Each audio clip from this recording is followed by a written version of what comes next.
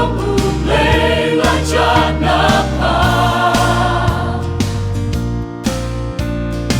ayo menya ki kamu try la yin mani ma kawei ki pai ki kon samla bang ban wai surya ro you try tam ban pen snow par ki long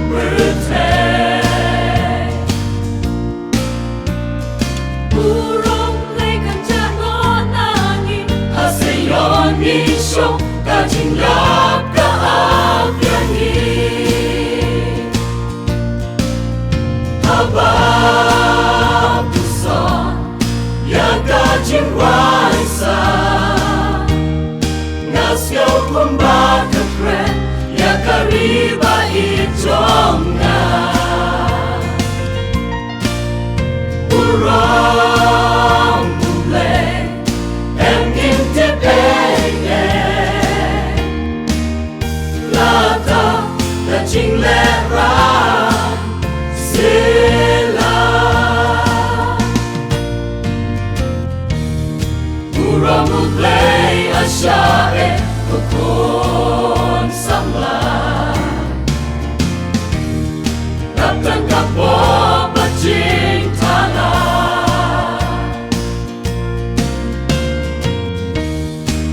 Many pie cùng debe Kari jongngi to isle to ai bắt kane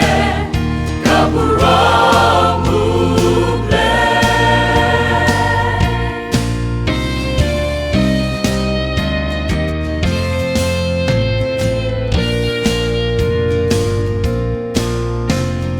Ai ba Burom U Blei kane cùng debe Namar lakari lakabala Kun samla pilong ka Burom To shanting U Blei la pidon hae Em wat pedri nakmat U Blei ya me uyohi To bendan Burom ya lakari Le ay magdundon Burom ya kertengu try to menyan agajin siya Haba puson ya gajin raisa Ngasyo kumba kekren ya kariba I jongngi Burom U Blei ngin tiếp la ta là chính lẽ ra sila Burom U Blei ashae kon samla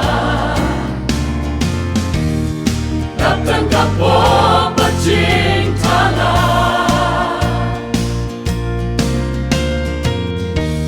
Shamini pai cùng debe Kari jongngi to isle to ai bắt kane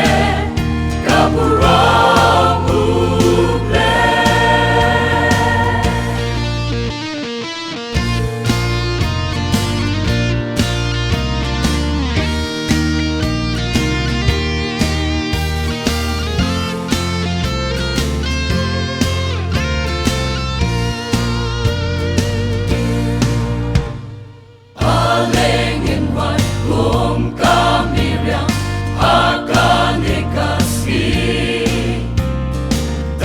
Jingkyrkhu la ialam yani Yen samla topinton Burom U bahak lita Te U Blei jongngi Long kiba klan em wat kimran Nang yat shashilya Kam la U Blei keng mau keng ya